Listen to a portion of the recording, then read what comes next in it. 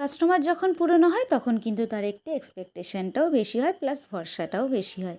নমস্কার সকলকে, আমি বিদিশা অনেক দিন পর চলে এসেছি একটা রেজিনের ভিডিও নিয়ে। এই যে অর্ডারটা আমাকে যেই দিদি করেছিল, এই দিদি আমার একদম প্রথমের থেকে কাস্টমার, মানে আমি যখন জুয়েলারির বিজনেস শুরু করেছিলাম ঠিক তখন থেকে।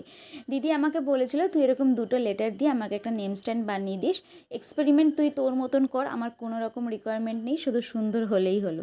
তো যেমন বলেছিল আমি তেমনটাই করেছিলাম। নিচের যে স্ট্যান্ডটা বানিয়েছিলাম এটা আমি নর্মাল গোল্ডেন ফ্লেক্স দিয়ে রেখেছিলাম, আর সাথে একটা বোর্ড অ্যাটাচ করে দিয়েছিলাম।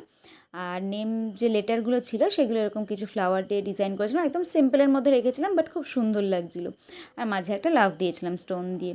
তো যেটা ফাইনাল লুক দিদিরও খুব পছন্দ হয়েছিল। আচ্ছা, এই যে রেজিন মিনি স্ট্যান্ডগুলো রয়েছে, নেম স্ট্যান্ড, এগুলো কিন্তু ভীষণ রিজনেবল প্রাইসে তোমরা পেয়ে যাবে। মোটামুটি ওই 150 থেকে স্টার্টিং হচ্ছে। এরপর তোমার কাস্টমাইজেশনের উপর ডিপেন্ড করে প্রাইসটা হয়, ভ্যারি করে। তো যার যার এগুলো অর্ডার করতে হবে অবশ্যই যোগাযোগ করে ফেলে, একদম দেরি করো না। আমাকে হোয়াটসঅ্যাপ করতে পারো বা আমাকে ফেসবুকেও মেসেজ করতে পারো।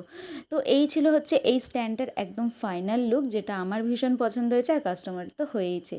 যাই হোক, তোমাদের এটা কেমন লাগলো একদম কিন্তু জানাতে ভুলবে না। তো আজকের মতন এটুকুই, দেখা হবে অন্য কোনো ভিডিওতে। টাটা।